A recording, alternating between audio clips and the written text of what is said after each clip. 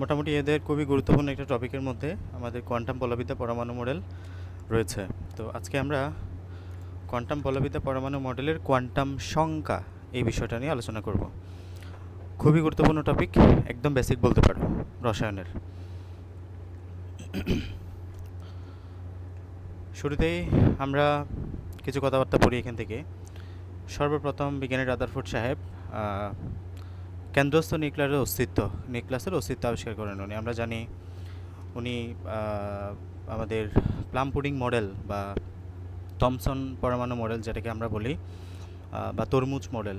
একটা তরমুজ যেমন এখানে তোমার বিভিন্ন বিচি ছড়িয়ে ছিটিয়ে থাকে এবং মাঝখানে একটা, তুমি যদি স্পেস চিন্তা করো, একটা নিউক্লিয়াস সেম অনেকটা, যে মাঝখানে বা পরমাণু সেম অনেকটা, যে মাঝখানে তোমার নিউক্লিয়াস থাকবে, বিভিন্ন পরমাণুসমূহ বিভিন্ন কক্ষপথে থাকবে। তো মাঝখানে আমাদের কেন্দ্রস্থ নিউক্লিয়াস থাকে। হ্যাঁ,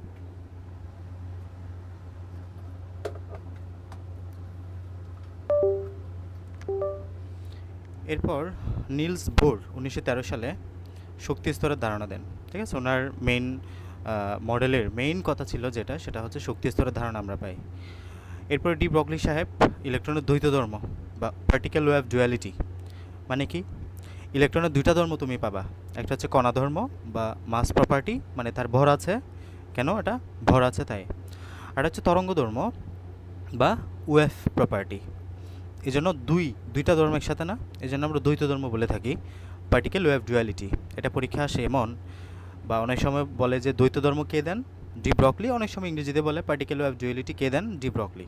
দুইটা কি অ্যান্সার। তো কয়টা ধর্ম পাবা, কণা ধর্ম এবং তরঙ্গ ধর্ম।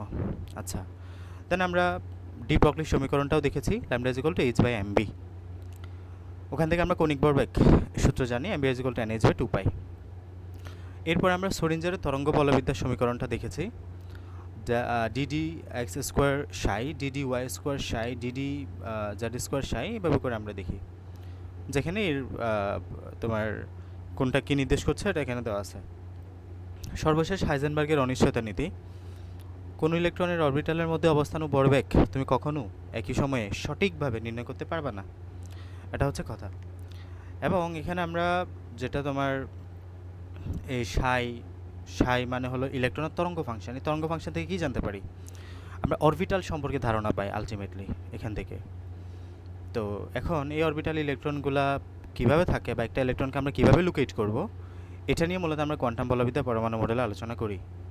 তো কোয়ান্টাম বলবিদ্যা পরমাণু মডেলের পূর্ণতা লাভের মূল চাবিকাঠি, আমাদের এই পরমাণু মডেলের পূর্ণতা লাভের মূল চাবিকাঠি হচ্ছে কোয়ান্টাম বলবিদ্যা পরমাণু মডেল।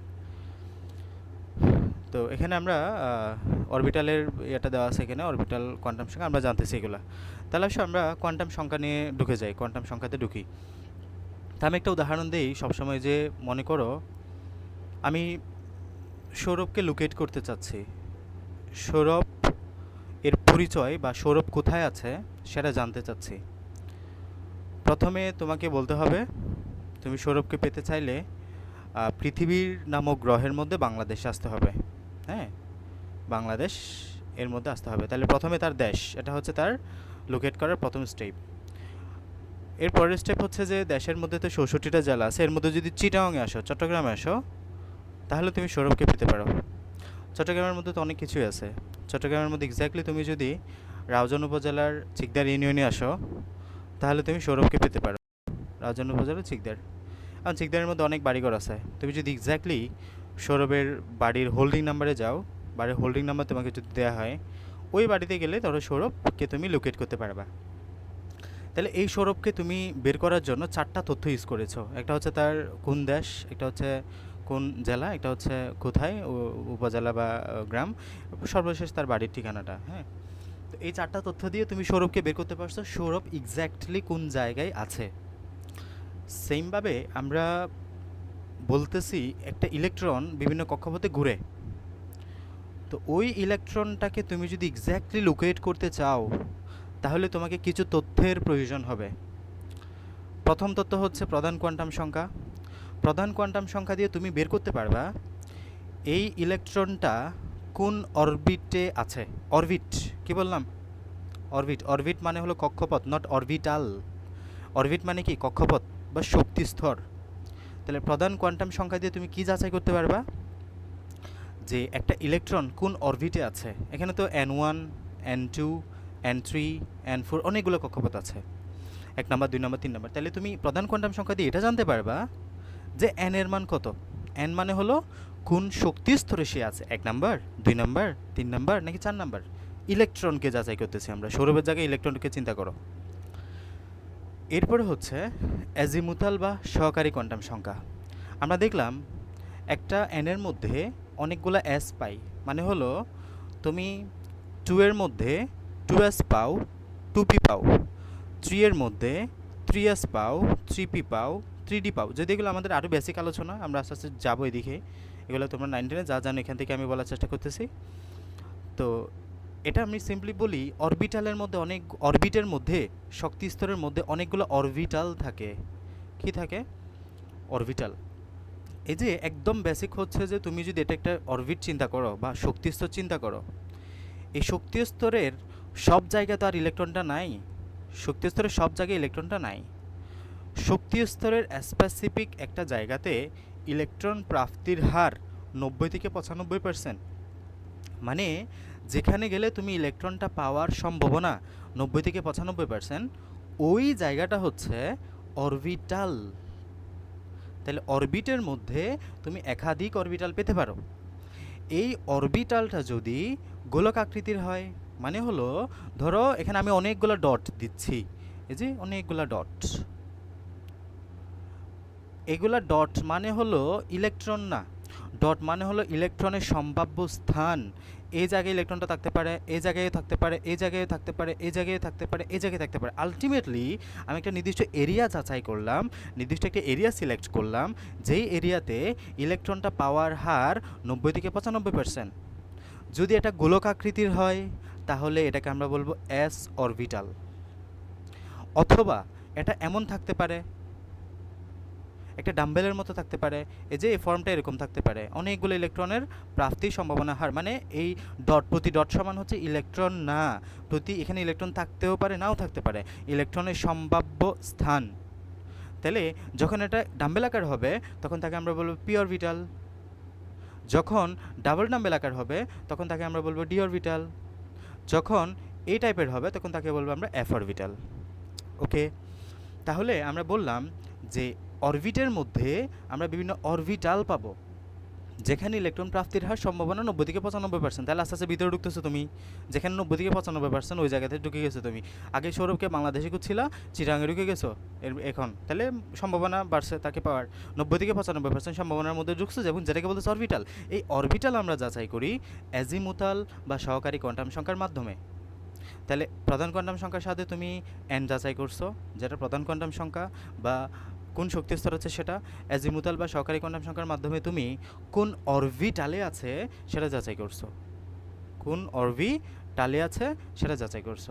মানে এটা কি এস হবে, পি হবে, ডি হবে, এফ হবে, কোনটা সেটা তুমি যাচাই করতে পারবা অ্যাজিমুথাল বা সহকারী কোয়ান্টাম সংখ্যা দিয়ে।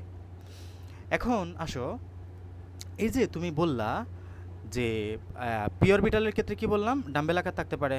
পি অরবিটালের ক্ষেত্রে এরকম ডাম্বেল আকার একটা শেপ পাবা অরবিটালের মধ্যে, এরকম ডাম্বেল আকারের মধ্যে যদি তুমি ইলেকট্রনটা প্রাপ্তির 90 থেকে 95% সম্ভাবনা দেখো, তাকে বলবা তুমি কি পি, তাকে তুমি পি অরবিটাল বলবা। এই যে এরকম একটা শেপ বললাম না, এই যে। এখন এই যে আমরা সবসময় ত্রিমাত্রিক মানে এখানে তোমার 3 ডাইমেনশনে আলোচনা করি। তো এখন এই ডাইমেনশনটা আমরা জানি 3টা অক্ষ আছে। এই ডাইমেনশনটা বা এই তোমার ডাম্বেল আকার ফর্মটা এক্স অক্ষ বরাবরও থাকতে পারে, মানে এক্স অক্ষ বরাবর এটা পাইতে পারি আমরা ইলেকট্রনগুলোকে। অথবা ধর এক্স অক্ষ বরাবর পাই নাই, ওয়াই অক্ষ বরাবর ইলেকট্রনের এরকম ডাম্বেল আকার ফর্মটা করতে পারে ইলেকট্রন প্রাপ্তির সম্ভাবনা হারটা।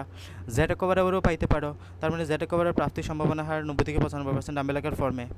তো আলটিমেটলি তুমি অরবিটালের নাম দিয়েছো পি, কিন্তু তুমি এক্স অক্ষ বরাবরও পাওয়ার সম্ভাবনা আছে যেটাকে বলতেছে পি অফ এক্স, তুমি ওয়াই অক্ষ বরাবর পাওয়ার সম্ভাবনা আছে যেটাকে বলতেছো তুমি পি অফ ওয়াই।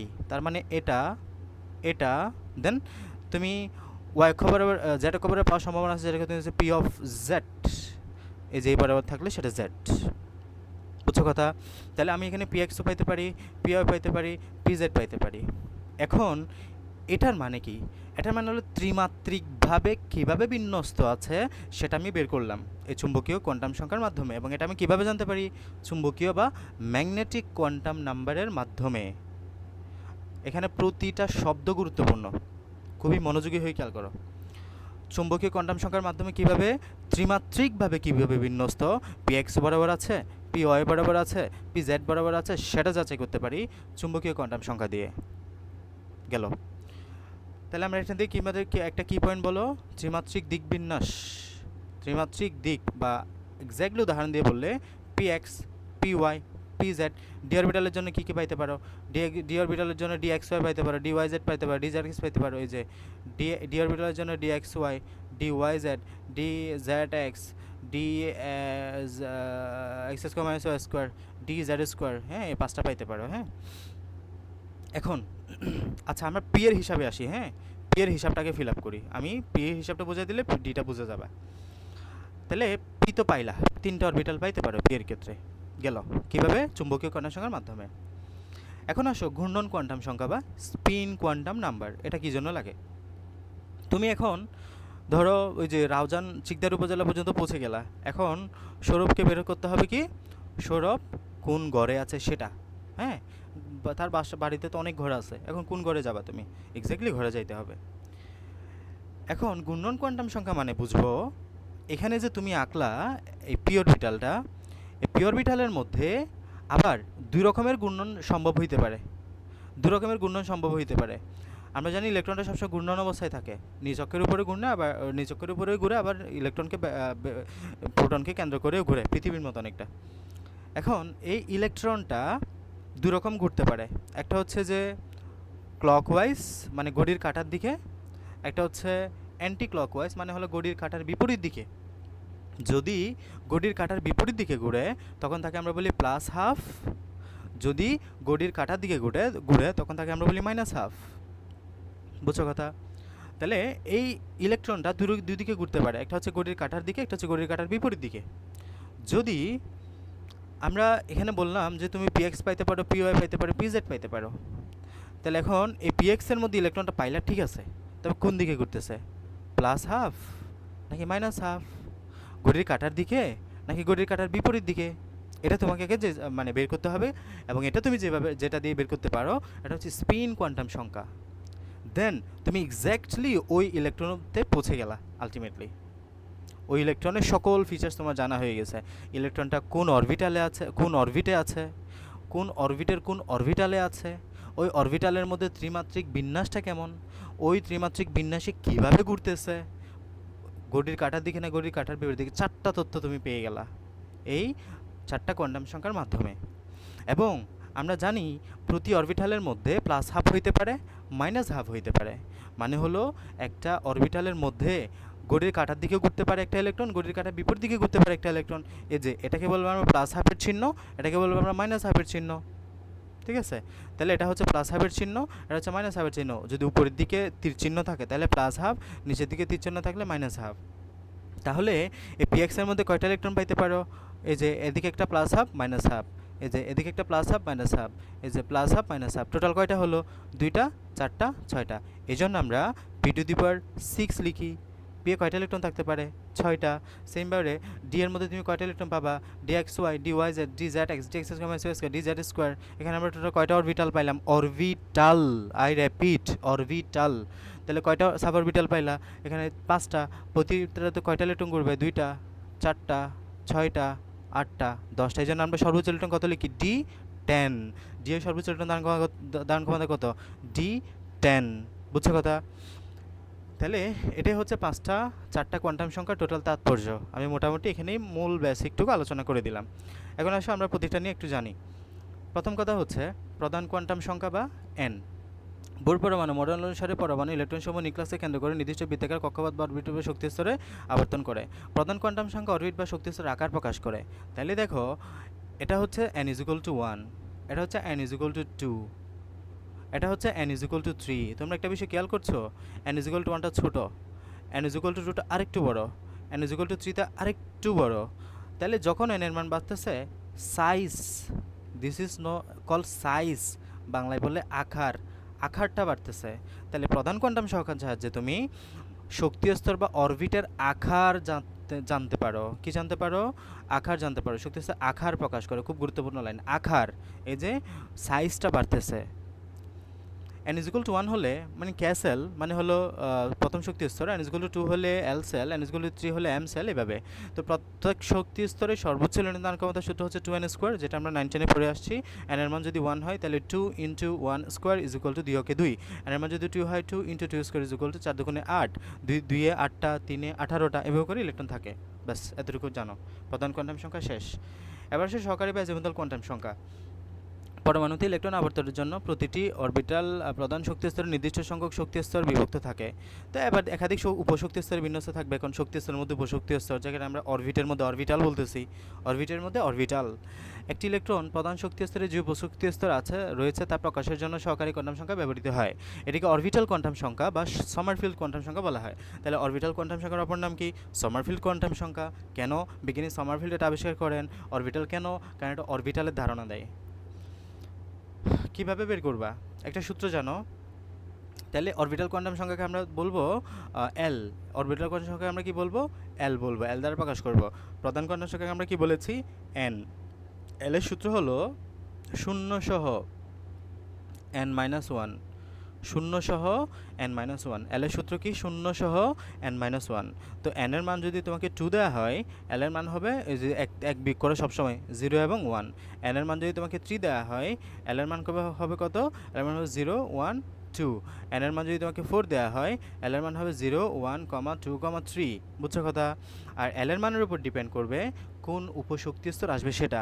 এল এর মান 1 হলে এস উপশক্তি স্তর, এল এর মান 2 হলে পি উপশক্তি স্তর, এন এর মান 3 হলে ডি উপশক্তি স্তর এবং 4 হলে এফ উপশক্তি স্তর। তো আমি এভাবে বলেছি এসপিডিএফ, এভাবে মনে রাখবা। এসপিডিএফ মানে 1 2 3 4, এভাবে করে সিরিয়ালি মনে রাখলে আর অসুবিধা হয় না। তাহলে এল এর মান, এগুলো সব কিসের মান শিখলাম? এল এর মান বা প্রধান সহকারী কোয়ান্টাম সংখ্যা। এটাকে কি বলতেছি? এল বা সহকারী কোয়ান্টাম সংখ্যা। তাহলে আসো, প্রধান শক্তি স্তর যদি n ইজ ইকুয়াল টু 1 হয়, l ইজ ইকুয়াল টু হবে 0, ওই যে এক বিয়োগ।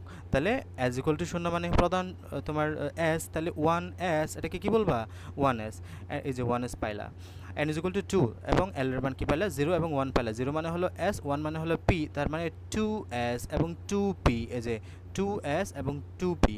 n ইজ ইকুয়াল টু 3 হলে কি কি পাবা? 0 1 2, তার মানে হলো s পাবা, p পাবা, d পাবা, 3s পাবা, 3p পাবা, 3d পাবা। এই যে 3s পাবা, 3p পাবা, 3d পাবা। এগুলাই সিকিউতে আসবে, লিখে রাখো, সিকিউতে আসবে। n এর মান 4 হলে l এর মান কি পাবা? 0 1 2 3, এক কম, সবসময় এক কম। l এর মান যত পাবা তার থেকে এক কম পাবা। তাহলে আসো, এটা হচ্ছে s, এটা হচ্ছে p, এটা হচ্ছে d, এটা হচ্ছে f। তাহলে 4s 4p 4d 4f। ওকে, 4s 4p 4d 4f। তাহলে তোমাকে যদি জিজ্ঞেস করা হয় 3f কেন সম্ভব না, খ নাম্বার কোয়েশ্চেন আসে এটা। 3f কেন সম্ভব না? n এর মান যদি 3 হয়, আমি l এর মান পাচ্ছি 0 1 2, তার মানে s p d, আমি তো f এর মান পাচ্ছি না। l ইজ ইকুয়াল টু 3 হলে 4 হলে f সম্ভব হয়। তাহলে l এর মান আমি 3 পাচ্ছি না, বিদায় এখানে আমাদের d f অরবিটাল সম্ভব হয় না n এর মান 3 এর জন্য। বুঝছো কথা? এভাবে করে এক্সপ্লেন করবা। তাহলে আমাদের সহকারী কোয়ান্টাম সংখ্যাও শেষ। এবং সহকারী কোয়ান্টাম সংখ্যার মাধ্যমে আমরা কি জানতে পারি? উপশক্তি স্তর বা অরবিটাল। What is the mean by S? S মানে হলো শার্প, পি মানে হলো প্রিন্সিপাল, ডি মানে হলো ডিফিউজড, এফ মানে হলো fundamental. S P D F এর পরিচয় এগুলো। হ্যাঁ, এবার আসে চুম্বকীয় কোয়ান্টাম সংখ্যা। চুম্বকীয় কোয়ান্টাম সংখ্যা মানে কি বললাম? যে ত্রিমাত্রিকভাবে কিভাবে বিন্যস্ত, ত্রিমাত্রিকভাবে দিক বিন্যাস আমরা জানতে পারি চুম্বকীয় কোয়ান্টাম সংখ্যা বা এম এর সাহায্যে। তাহলে এম এর মান কিভাবে বের করবা? এম এর মান হচ্ছে 0 সহ প্লাস মাইনাস এল, 0 সহ প্লাস মাইনাস এল। তো আমি যদি তোমাকে বলি এল এর মান হলো 1, তুমি এম এর মান কি বলবা? +1 0 -1। এই যে প্লাস মাইনাস এল মানে প্লাস মাইনাস 1, তার মানে +1 0 -1, 0 তো থাকবে, 0 সবসময় থাকবে। আমি যদি তোমাকে বলি এল এর মান হলো 2, এম এর মান কত? তুমি বলবা +2 +1 0 -1 -2। আমি যদি এল এর মান 3 বলি, তুমি বলবা 0, তোমার এদিকে +3 +2 +1 0 -1 -2 -3। ঠিক আছে? এই যে দেখো, এল এর মান যখন তুমি 1 ধরেছো, এম এর মান +1 পাইলা, 0 পাইলা, -1 পাইলা, কয়টা পাইলা? 3টা। একটা হচ্ছে px, একটা হচ্ছে py, একটা হচ্ছে pz। বুঝছো কথা? এবং এটা কি নির্দেশ করতেছে? এটা নির্দেশ করতেছে অরবিটালের সংখ্যা, কয়টা অরবিটাল থাকবে সেটা। তাহলে এম এর মানের আরেকটা মানে আমাদের সুবিধা হচ্ছে টোটাল অরবিটালের সংখ্যা যাচাই করতে পারি এখান থেকে আমরা। উপশক্তি স্তরে মোট অরবিটাল সংখ্যা, এই যে +1 0 -1, +1 এর জন্য px, এটা ভিন্ন ভিন্ন থাকতে পারে, অনেকগুলা বইয়ে এটা ভিন্ন ভিন্ন দেওয়া আছে কোনটার জন্য px py pz, এটা স্পেসিফিক না। তাহলে +1 এর জন্য px 0 মানে 3টা পাইছো না, 3টা মান পাইছো না, এই জন্য যখন তুমি l = 2 ধরবা, +2 +1 0 -1 -2 কয়টা পাইলা? 5টা। তার মানে আমরা l = 2 মানে কিসের জন্য? p এর জন্য, d এর জন্য, d এর জন্য কয়টা পাচ্ছি? 5টা। ওই যে বললাম না dxy dyz dzx dx² -y² dz² কয়টা পাইলে? 5টা। বুঝছো কথা? d এর জন্য আমরা উপশক্তি স্তর কয়টা? তাহলে d এর অরবিটাল সংখ্যা কয়টা? 5টা। তাহলে উপশক্তি স্তরে মোট অরবিটাল সংখ্যা বুঝতে পারি কিসের সাহায্যে? চুম্বকীয় বা m এর সাহায্যে, এবং ত্রিমাত্রিকভাবে কীভাবে বিন্যস্ত সেটা আমরা জানতে পারি। তাহলে চুম্বক ক্ষেত্রের প্রভাবে ইলেকট্রনের দিক অরবিটালের ত্রিমাত্রিক দিক বিন্যস্ত ওরিয়েন্টেশন ঘটে, এবং বিজ্ঞানী জিম্যান চুম্বকীয় কণা সংখ্যা দেয়। তাহলে চুম্বকীয় কণা সংখ্যা আবিষ্কারককে বিজ্ঞানী জিম্যান m দ্বারা প্রকাশ করা হয়। তাহলে চুম্বকীয় কোয়ান্টামকে আমরা কী দ্বারা প্রকাশ করি? m দ্বারা। সহকারী কোয়ান্টাম সংখ্যাকে l দ্বারা, প্রধান কোয়ান্টাম সংখ্যাকে n দ্বারা। l এর সূত্র হচ্ছে, এবং তুমি যদি l এর যে কোনো মানের জন্য m = 12 + 1 এর সংখ্যক মান রয়েছে, মানে হলো তুমি যদি উপশক্তি স্তরের সংখ্যা l এর সাহায্যে বের করতে চাও, তোমার সূত্র হচ্ছে 12 + 1। এটা আমরা পরে দেখতেছি। তাহলে আসো এল এর মান, এস এর মান, এস এর মান এস এর জন্য এল এর মান কত? 0। তার মানে এম এর মানও 0, উপশক্তি স্তর একটা, এস এর মধ্যে উপশক্তি স্তর একটা।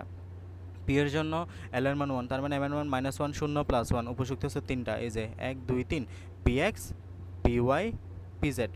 ডি এর জন্য l = 2, তার মানে 5টা, 1টা 2টা 3টা 4টা 5টা। তাহলে dxy dyz dzx dx² -y² dz², total 5টা উপশক্তি স্তর। এবং এফ এর জন্য l = 3, তার মানে এখানে টোটাল 7টা পাইলা, টোটাল 7টা উপশক্তি স্তর পাবা এফ এর জন্য।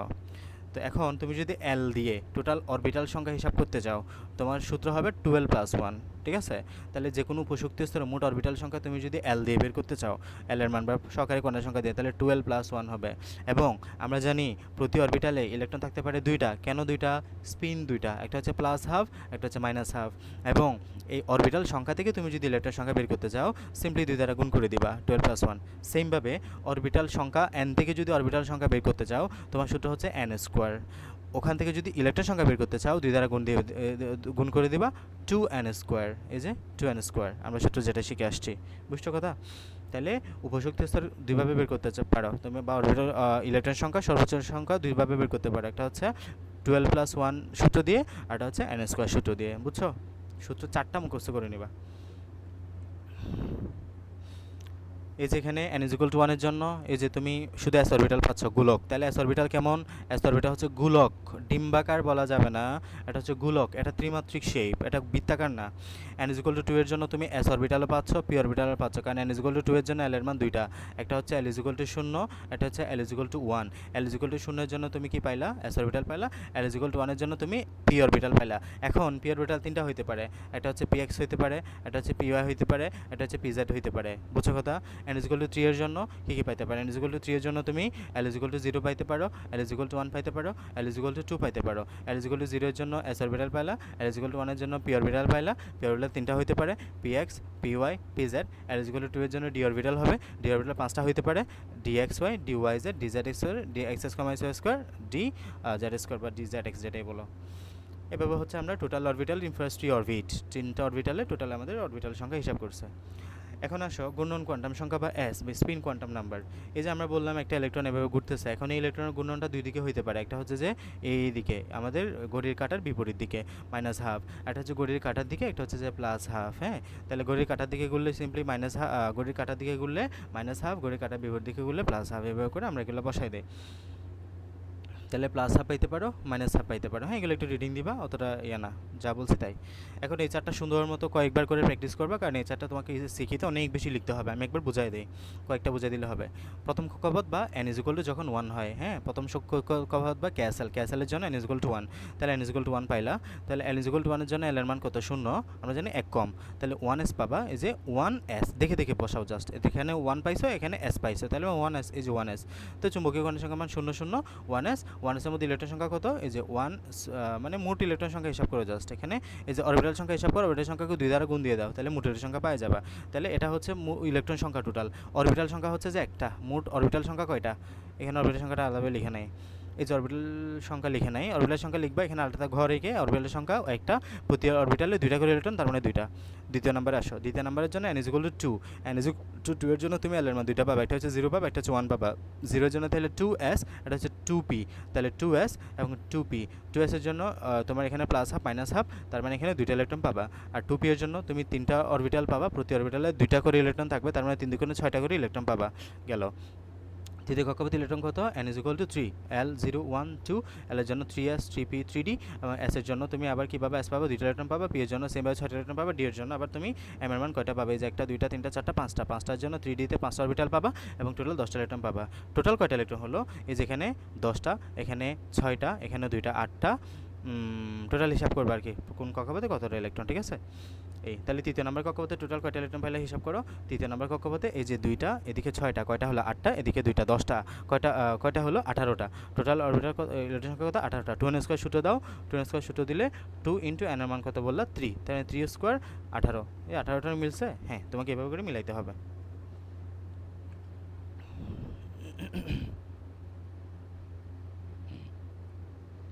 এই যে এখানে এগুলো আলোচনা করছে সেম। এরপরে প্রধান 4টি কোয়ান্টাম সংখ্যার তাৎপর্য দেওয়া আছে। প্রধান কোয়ান্টাম সংখ্যার সাহায্যে তুমি কী কী বের করতে পারি, ইতিমধ্যে আমি এগুলো বললাম যে প্রধান কোয়ান্টাম সংখ্যার সাহায্যে তুমি এই যে তুমি এখানে হাইড্রোজেন বর্ণালীর প্রধান বর্ণালী রেখা ব্যাখ্যা করার জন্য, এছাড়া মেইন কথা হচ্ছে যে আকার, শক্তি স্তরের আকার, n = 3, এক ইলেকট্রন ইলেকট্রন গতি, এগুলো রিডিং পড়বে, হাতামি গুরুত্বপূর্ণ না। সহকারী কোয়ান্টাম সংখ্যার সাহায্যে এই যেগুলো পড়বা, বর্ণালীতে সূক্ষ্মরেখার উৎপত্তি বোঝানোর জন্য আমরা সহকারী কোয়ান্টাম সংখ্যা ব্যবহার করি। মানে বর্ণালীতে আমরা জানি অনেকগুলো সূক্ষ্মরেখায় বিভক্ত থাকে, কেন বিভক্ত, এগুলো আমরা সহকারী কোয়ান্টাম সংখ্যার সাহায্যে যাচাই বাছাই করতে পারি চাইলে। হ্যাঁ, এছাড়াও আকৃতি, এগুলো আছে, এগুলো একটা চার্ট আছে, এই চার্টটা ভালো মতো করে পড়লে হবে, তাহলে আর এগুলো পড়া লাগবে না, একদম মুখস্থ করে নেবে চার্টটা, তাইলেই হয়ে যাবে। এরপর আসো স্পিন কোয়ান্টাম, চুম্বকীয় কোয়ান্টাম সংখ্যা। চুম্বকীয় কোয়ান্টাম সংখ্যা যে sp df অরবিটাল গণনার জন্য m এর মান প্রয়োজন, এবং চুম্বক ক্ষেত্রের প্রভাবে বর্ণালী রেখা সূক্ষ্মরেখা বিভক্ত হওয়ার কারণ আমরা ব্যাখ্যা করতে পারি। হ্যাঁ, চুম্বক ক্ষেত্রের প্রভাবের জন্য আমরা জানি জিমেন প্রভাব বলে, আর বিদ্যুৎ ক্ষেত্রের প্রভাবের জন্য স্টার্ক প্রভাব বলে। তো চুম্বক ক্ষেত্রের প্রভাবের জন্য কীভাবে আমরা সূক্ষ্মরেখা বিভক্ত হচ্ছে, এটা আমরা চুম্বকীয় কোয়ান্টাম সংখ্যা হচ্ছে জানতে পারি। স্পিন কোয়ান্টাম সংখ্যার সাহায্য হচ্ছে কীভাবে ঘুরতেছে, নিজের শকের উপর কীভাবে ঘুরতেছে, ঘড়ির কাঁটার দিকে নাকি ঘড়ির কাঁটার বিপরীত দিকে, এটা জানতে পারি স্পিন কোয়ান্টাম সংখ্যার সাহায্যে। তো আমাদের 4টা কোয়ান্টাম সংখ্যার সূত্রের মধ্যে এখানে চার্ট দেওয়া আছে। বোর, প্রধান কোয়ান্টাম সংখ্যার আবিষ্কারককে, বিজ্ঞানী বোর, যেহেতু উনি কক্ষপথ আবিষ্কার করেন, তাহলে এটার কেন কী যেন গুরুত্বপূর্ণ, এই চারটা একদম 5 স্টার, খুব গুরুত্ব, সুন্দর মতো পড়ে নেবে এটা। প্রধান কোয়ান্টাম সংখ্যার সাহায্যে প্রধান শক্তি আকার সম্পর্কে ধারণা পাওয়া যায়। সমারফিল্ড হচ্ছে সহকারী কোয়ান্টাম সংখ্যার আবিষ্কারক, এবং সূত্র হচ্ছে l = 0 থেকে n-1, এবং সহকারী কোয়ান্টাম সংখ্যা কেন প্রয়োজন, আকৃতি, এই যে কক্ষপথের আকৃতি, জাস্ট একটা কি পয়েন্ট আমি বলে যাচ্ছি বারবার। একটা হচ্ছে যে প্রধান কোয়ান্টাম সংখ্যার আকার, দ্বিতীয় কোয়ান্টাম সংখ্যার আকৃতি।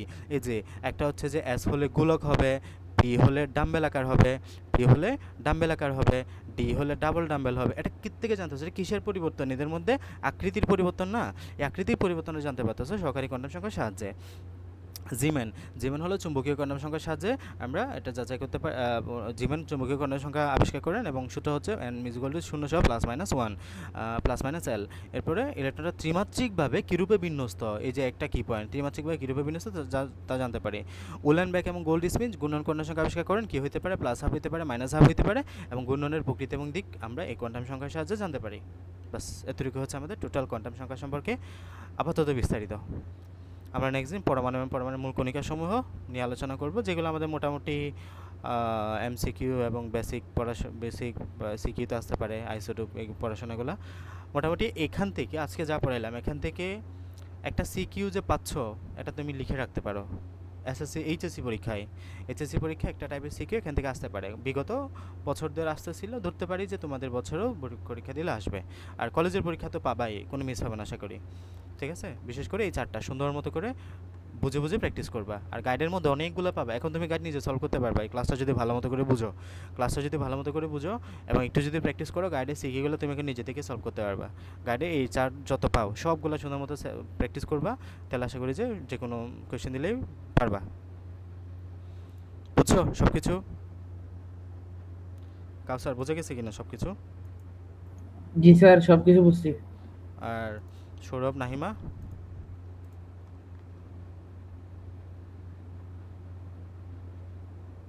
বুঝতে পারছি। ভাইয়া ক্লাসটা কি রেকর্ড হচ্ছে?